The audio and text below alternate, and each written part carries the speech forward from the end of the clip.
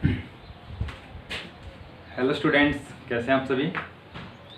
तो कल हमने बात की थी अपने लास्ट वीडियो में सोर्स ऑफ एनर्जी की, कि एनर्जी के सोर्स कौन कौन से हैं।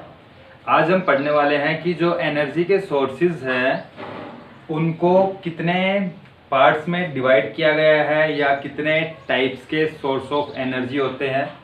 जो क्लासिफिकेशन है सोर्स ऑफ एनर्जी का, उनके बारे में आज हम डिस्कस करेंगे। ठीक है।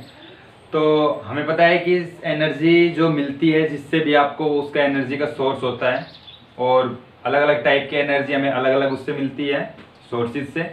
तो हमारे पास जो एनर्जी के सोर्सेज हैं, इनमें से कुछ सोर्सेज ऐसे हैं जिनको हम बार बार से यूज़ कर सकते हैं।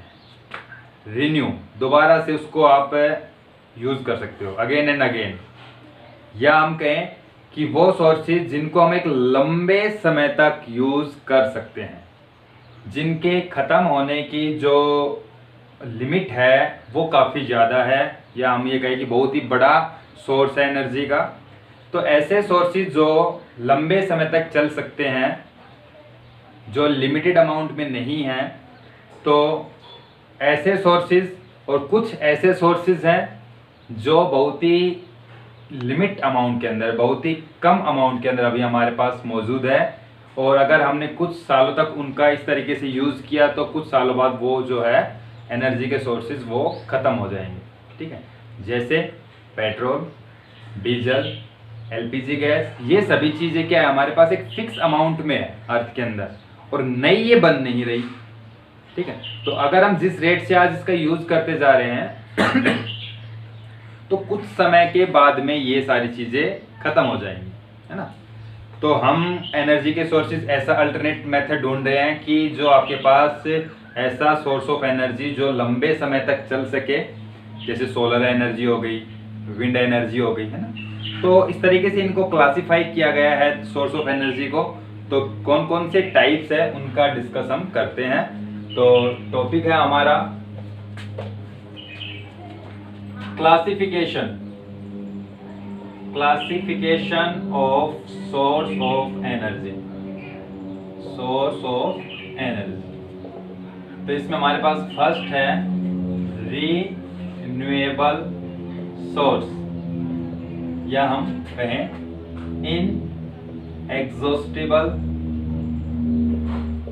Source.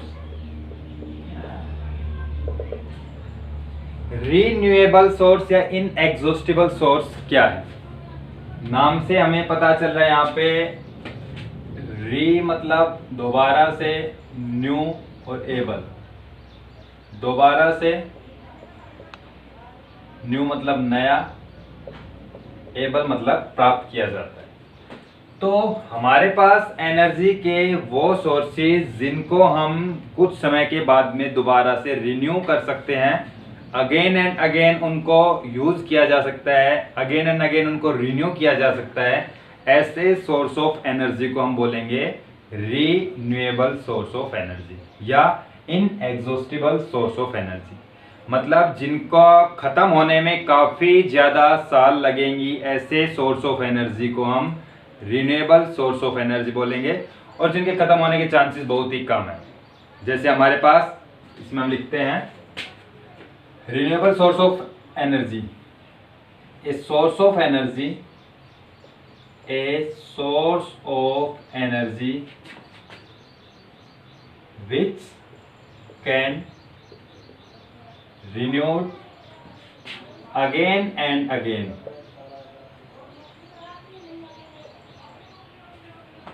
after a short time period।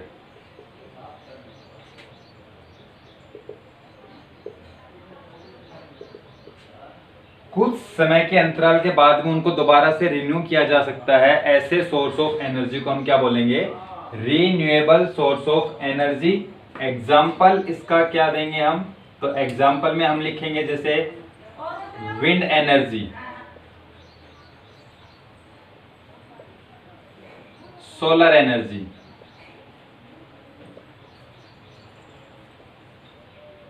Water energy, water energy को हम हाइड्रो एनर्जी भी लिख सकते हैं, हाइड्रो एनर्जी। ठीक है, तो ये कुछ एग्जांपल हमने यहाँ पे लिखे हैं जो हमारे पास, अब जैसे विंड एनर्जी है, अब हवा जो है वो कभी बंद नहीं होने वाली है ना, कि हवा जो है वो पता नहीं कि हमेशा ही चलती रहेगी, इसका कोई ये नहीं कि अभी आज कुछ एक साल तक चलेगी हवा फिर बंद हो जाएगी, है ना। तो हवा, सोलर एनर्जी, सन की भी जो एज है वो काफ़ी ज़्यादा है, मिलियन ईयर्स तक अभी सन हमारे पास मौजूद रहेगा। तो सन से आने वाली जो लाइट है, जो सोलर एनर्जी है, उसका यूज़ हम काफ़ी मिलियन ईयर्स तक कर सकते हैं। ठीक है, इसी तरीके से वाटर एनर्जी, तो जो वाटर है वो भी आपके पास मौजूद रहेगा। तो ये सारी जो एनर्जी है, ये एनर्जी के ऐसे सोर्सेज हैं जो बार बार से यूज़ किए जा सकते हैं, रिन्यूएबल सोर्स है, और जो ख़त्म नहीं होने वाले जल्दी से। तो इन सोर्सेज को हम बोलते हैं renewable source of energy. Second types के जो सोर्स हैं, नॉन रिन्यूएबल, या कहें हम नॉन रिन्यूएबल सोर्स या एग्जॉस्टिबल सोर्स। नॉन रिन्यूएबल का मतलब क्या है? नॉन का मतलब है नहीं, और रिन्यूएबल का मतलब दोबारा से यूज। तो ऐसे सोर्स ऑफ एनर्जी जिनका यूज हम दोबारा से नहीं कर सकते, दोबारा से उनको रिन्यू नहीं किया जा सकता है, तो ऐसे सोर्स ऑफ एनर्जी को हम बोलेंगे नॉन रिन्यूएबल या एग्जॉस्टिबल, खत्म होते जा रहे हैं। तो ऐसे सोर्स ऑफ एनर्जी जिनकी जो अमाउंट है वो हमारे पास एक लिमिटेड अमाउंट है, एक फिक्स अमाउंट है, और नए जो है वो नहीं बन रहे हैं, तो हमारे पास वो जो सोर्स ऑफ एनर्जी है उनका अगर हम यूज करते जाएंगे तो कुछ समय के बाद में वो खत्म हो जाएंगे। तो ऐसे जो सोर्स है उनको हम बोलेंगे renewable source, sorry non renewable sources. तो एग्जांपल बताया था मैंने, petrol, diesel, LPG gas, CNG gas, जो नेचुरल गैसेज हमारी, ये सब नॉन रिन्यूएबल सोर्स है। तो क्या है non renewable source? A source of energy, A source of energy which cannot renew again and again, जिनको हम दोबारा से रिन्यू नहीं कर सकते अगेन एंड अगेन। एग्जाम्पल में हमारे पास फॉसिल फ्यूल्स, फॉसिल फ्यूल्स में हमारे आ जाते हैं क्या? कोल, पेट्रोलियम, नेचुरल गैस। ठीक है, इस तरीके से। तो ये जो हमारे पास सोर्सेज जो कुछ समय के बाद में खत्म हो जाएंगे, जिस हिसाब से हम अभी यूज कर रहे हैं उसके बाद में, तो ऐसे जो सोर्सेज हैं उनको हम क्या बोलेंगे? Non renewable sources. क्लियर? दोनों चीज समझ में आई? रिन्यूएबल सोर्सेज क्या होते हैं? जो बार बार यूज किए जा सकते हैं, जिनको हम बार बार रिन्यू कर सकते हैं कुछ समय के बाद में, जो खत्म नहीं होने वाले जल्दी से। और नॉन रिन्यूएबल वो सोर्स जो एक बार यूज हो गया उसके बाद दोबारा से उसको रिन्यू नहीं किया जा सकता है। ठीक है, तो वो चीज जो आपके पास इसको रिन्यू नहीं कर सकते दोबारा से, वो सोर्स ऑफ एनर्जी क्या होगा? Non renewable source. तो एग्जांपल में जैसे कोल, एक बार कोयला है जल गया, राख बन गया, पेट्रोल है जल गया, एक बार धुआं जो आपके पास है वो निकल गया, इस तरीके से मतलब यूज हो गया, तो दोबारा से हम कोयला नहीं जनरेट कर सकते उस राख से, या हम दोबारा से पेट्रोल डीजल नहीं बना सकते हैं। जो एक बार हमारी अर्थ के अंदर फॉर्म हो चुका, जो मिलियन ईयर्स पहले हुआ था, तो वही बस हमारे पास एक फिक्स अमाउंट है और दोबारा से उसको आप नहीं बना सकते हैं। ठीक है, तो ये जो है हमारे पास दो टाइप के सोर्सेज हैं। इनका क्लासिफिकेशन हम एक और उसमें करते हैं दूसरे मेथड से। जैसे हमारे पास एक conventional source of energy, conventional source of energy and non conventional source of energy.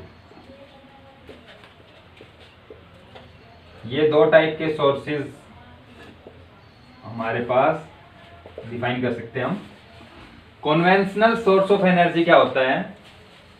तो अब हमारे पास जो एनर्जी है उसका यूज तो हमेशा से होता आ रहा है। जब आदिवासी लोग रहते थे जंगलों में तब भी एनर्जी का यूज था, क्योंकि एनर्जी के बिना तो कोई काम हो ही नहीं सकता है। हर काम के लिए एनर्जी की रिक्वायरमेंट हमें पड़ती है। ठीक है, तो जो एनर्जी है वो तो काफ़ी सालों से यूज़ होती आ रही है। तो हमारे पास कुछ सोर्सेज ऑफ एनर्जी ऐसे हैं जो बहुत ही पुराने समय से हम यूज़ करते आ रहे हैं, जो हमारे जो आदिवासी थे, जो पूर्वज थे, जो हमारे, वो सब उस चीज़ का यूज़ करते आ रहे हैं। ऐसी एनर्जी के सोर्सेज जिनका इस्तेमाल पिछले कई वर्षों से होता हुआ आ रहा है, those are called conventional source of energy. जो मेजर सोर्स थे एनर्जी के, जिनका यूज काफी सालों से होता हुआ आ रहा है, तो हम इसमें क्या लिखेंगे? A source of energy which have been in use for a long time and a major source of and are major source of energy, major source of energy। Example में जैसे हमारे पास फॉसिल फ्यूल्स हैं, ठीक है, या हमारे पास जो energy from water flowing, जो बहता हुआ पानी है उसकी एनर्जी का यूज किया जाता था। जो बायोमास है, जीव जंतुओं के जो गोबर वगैरह से या वेस्टेज से जो एनर्जी मिलती थी, जिसमें हम क्या नाम है, बायोमास एनर्जी बोलते हैं। तो बायोमास एनर्जी जो है, ये भी आपके पास काफी पुराना जो है सोर्स है। तो ये सारे जो सोर्स हमने लिखे यहाँ पर। अब एनर्जी फ्रॉम फ्लोइंग वाटर, इसका यूज कैसे होता था? बहते हुए पानी का। तो जो आदिवासी लोग होते थे वो क्या करते थे, जैसे नदी फ्लो करती है तो लकड़ी के जो भारी लकड़ियां होती थी उनको वो नदी में घेर देते थे, तो नदी के बहाव के साथ साथ वो लकड़ी एक जगह से दूसरी जगह पहुंच जाती थी। तो ये सोर्स ऑफ एनर्जी का यूज था। तो हमारे पास इस तरीके से बायोमास में जैसे उपले हो गए गोबर के, ठीक है, या जो गली सड़ी चीजें होती थी उनसे जो एनर्जी बना के हम यूज करते थे। तो ये जो आपके पास है काफी पुराने सोर्सेज हैं। और नॉन कन्वेंशनल सोर्स क्या होते हैं? जो बिल्कुल प्रेजेंट में नई चीजें हैं। क्या लिखेंगे इसमें हम? A source of energy which is new and not a major source of energy।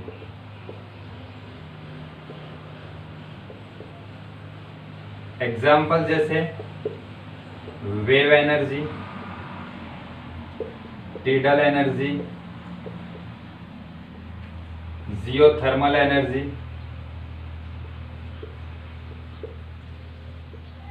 ठीक है, ओशियन थर्मल एनर्जी।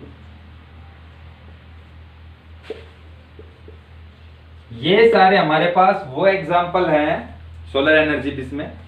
तो जो न्यू, बिल्कुल नए हैं, मतलब जिनका यूज करते हमें ज्यादा साल नहीं हुई है, बिल्कुल नए सोर्स हैं। तो ऐसे जो सोर्सेज हैं जो बिल्कुल नए हैं, इन सोर्सेज को हम बोलते हैं non conventional source of energy. तो वेव एनर्जी हो गई, जो वेव से जो एनर्जी मिलती है। टीडल एनर्जी, जो टाइड्स वगैरह बनते हैं समुद्र में, ये सब इसमें आएगा चैप्टर में आगे।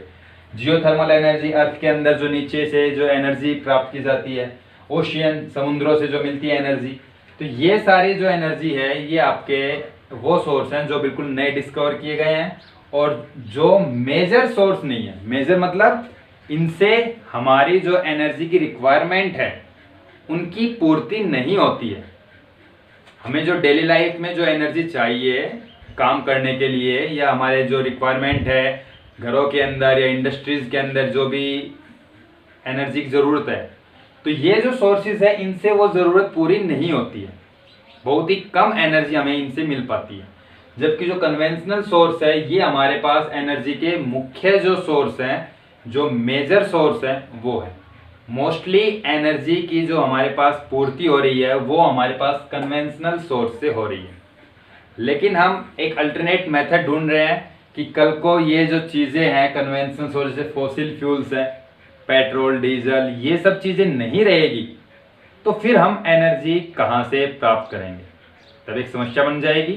जो हमारे पास मेजर सोर्स है एनर्जी के वो अगर खत्म हो गए तो फिर हम कहाँ से एनर्जी लेंगे, और हमें काम तो करना है, ठीक है।